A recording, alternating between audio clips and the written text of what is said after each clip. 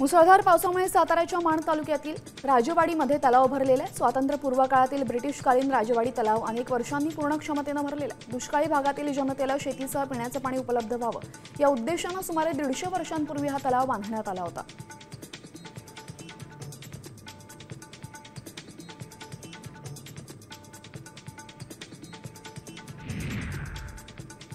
राज्याचे सार्वजनिक बांधकाम मंत्री शिवेंद्रराजे भोसले यांचं अधिकृत फेसबुक पेज हॅक झाल्याची माहिती समोर आली।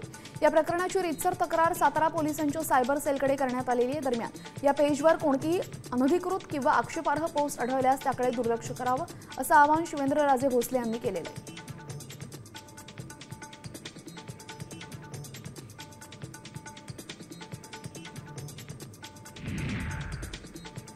कोरोना पंढरीच्या वेशीवर येऊन ठेपलेल्या माळशिरस तालुक्यामधील अकलूज आणि माळीनगर इथं 2 नवे कोरोनाचे संशयित रुग्ण आढळून आलेले आहेत। या नव्या संकटामुळे प्रशासनाबरोबरच आरोग्य विभागाची चिंता वाढलेली आहे। दरम्यान पंढरपुरामध्ये आरोग्य विभागाने आता खबरदारी घेण्यास सुरुवात केली आहे।